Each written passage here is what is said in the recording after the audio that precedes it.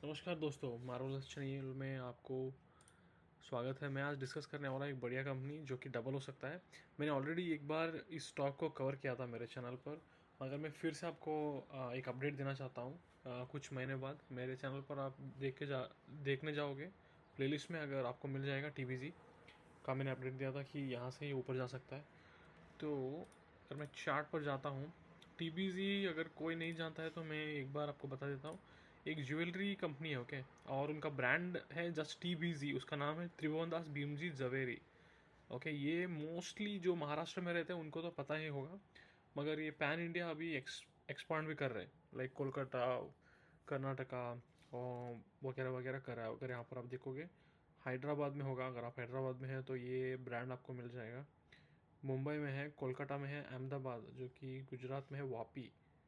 Okay, तो यहाँ पर है with additional presence in cities like Surat, Vadodara, Kochi, Lucknow, Noida, Jaipur, Patna जो कि बिहार में। तो एक्सपांड भी कर रहे हैं। तो ये गोल्ड ज्वेलरी डायमंड उस सेक्टर में है। मैं आपको वेबसाइट भी दिखाता हूँ कैसे ये इनका स्टोर्स दिखते हैं। अगर आप यहाँ पर देखोगे, ये इनका लोगो है, जो कि स्टोर्स के बाहर यही लोगो रहेगा, TBC लिखा है, ओके, स्मॉल केस लेटर्स में लिखा रहेगा। ये दोनों में है, गोल्ड और डायमंड, ओके।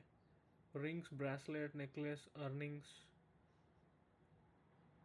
ये देखिएगा मोस्टली ये लोग अभी शादी का भी फोकस कर रहे हैं। जो यहाँ पर देख रहे हो, मंगलसूत्र, बैंगल्स, कंगन and chains, making 7% making charge, 0% deduction on exchange, gold rate protection, okay, वगैरह वगैरह। तो दोनों में ये काम करते हैं, ओके, गोल्ड और डायमंड।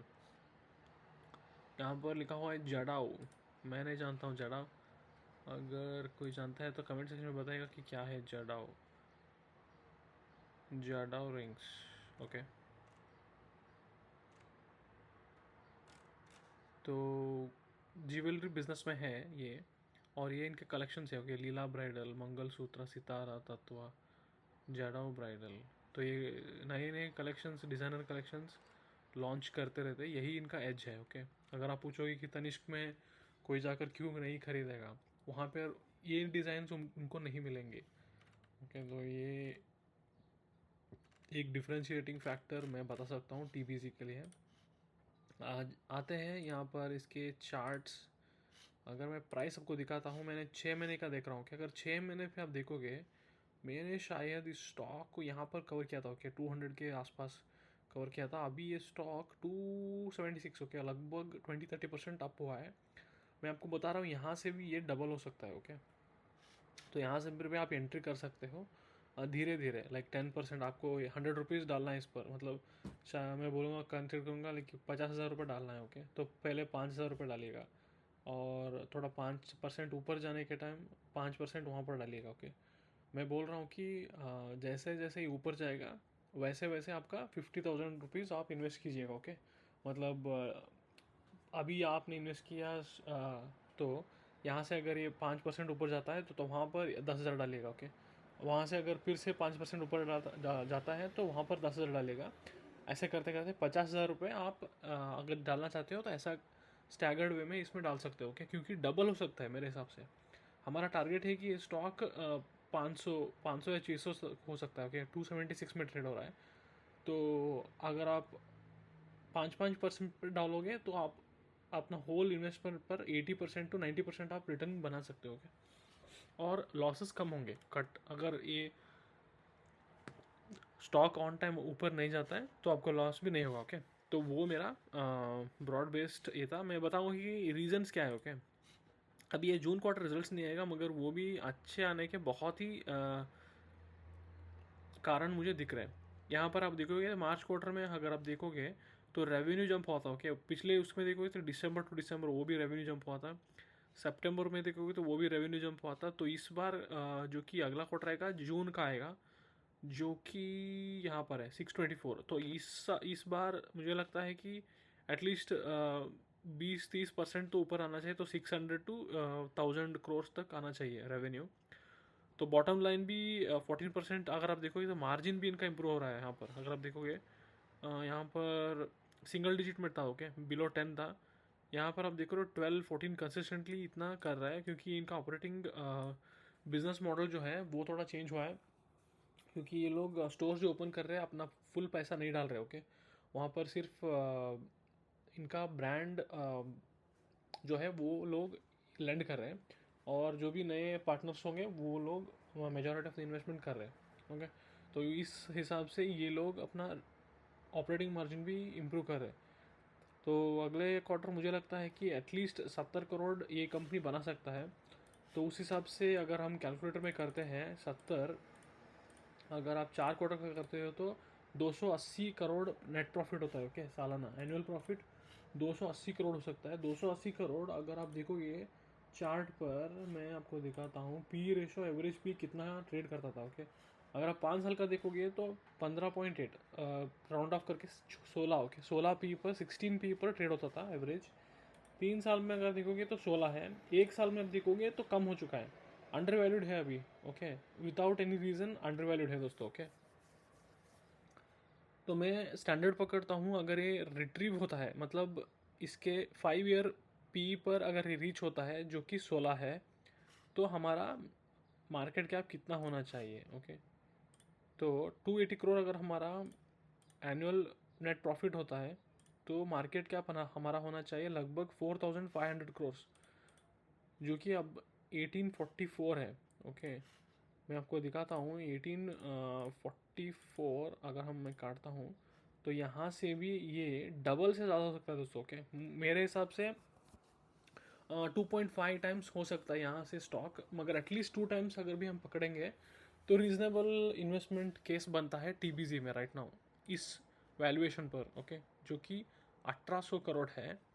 और ये कंपनी बना रहा है 280 करोड़ नेट प्रॉफिट, जो कि अगले साल बनाएगा मार्च 2027 में आप देखोगे तो 280 करोड़ एटलीस्ट इसका बॉटम लाइन जो कि नेट प्रॉफिट उतना होगा। तो टीबीजी जो है एटलीस्ट 4000 के ऊपर मार्केट कैप ट्रेड होना चाहिए, जो कि यहाँ से भी डबल मुझे दिखता है।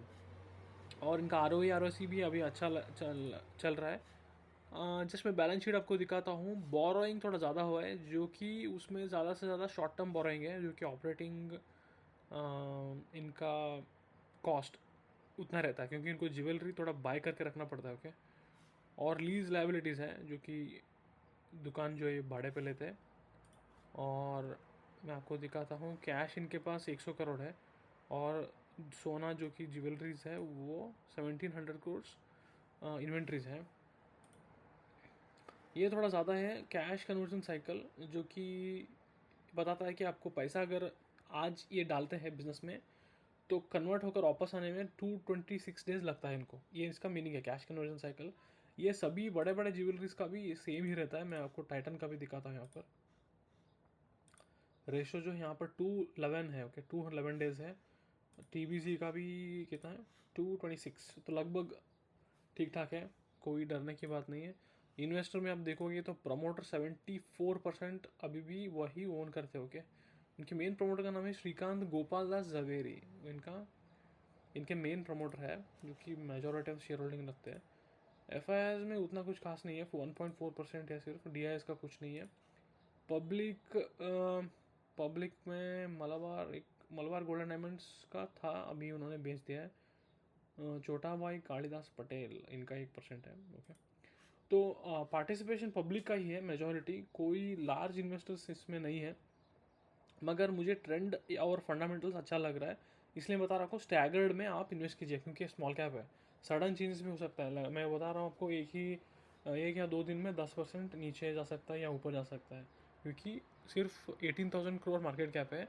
तो कोई भी लार्ज स्केल कोई सेल कर देगा तो नीचे आ जाएगा इमीडिएटली, या कोई बाई कर देगा तो इमीडिएटली ऊपर चला जाएगा। तो वो एक मैटर है इसमें, ओके। तो इसलिए आप केयरफुल में स्टैगर्ड वे में आप इन्वेस्ट करने का मेरा सलाह रहेगा। आप अपना रिसर्च कर सकते हो। मैं और एक आपको दिखाना चाहता था, जो कि नंबर ऑफ स्टोर्स जो ये ओपन कर रहे हैं, ये मैंने उनका पीपीटी ओपन किया है।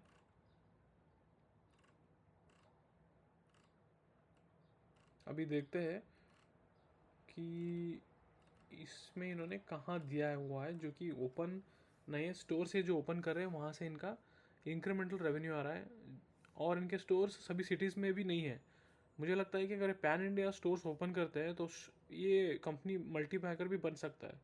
मल्टीपैकर में बता रहा हूँ जैसे कि 5 टाइम्स 10 टाइम्स यहाँ से हो सकता है, मगर टाइम लगेगा क्योंकि इनको स्टोर ओपन करके एस्टेब्लिश करके बाद में इनका वो सैचुरेशन रीच होने में थोड़ा टाइम लगेगा। मैं आपको मेन जो दिखाना चाहता था वो था कि स्टोर्स का, ओके, स्टोर्स का मैं आपको दिखाऊंगा। बिजनेस मॉडल मैन्युफैक्चरिंग वो हो गया कि गोल्ड बिजनेस मॉडल दिखा रहा है। हाँ, यहाँ पर आप देखोगे रिटेल प्रेजेंस जो है pan India presence with 37 stores, जो कि उतने नहीं थे, ओके। रिसेंटली इन्होंने नए नए ओपन किया हुआ है। अगर आप यहाँ पर इनके एक इमेज में भी आप देखोगे तो आपको एक इनका स्टोर का कैसे ये डेकोरेट करते हैं आपको दिखेगा।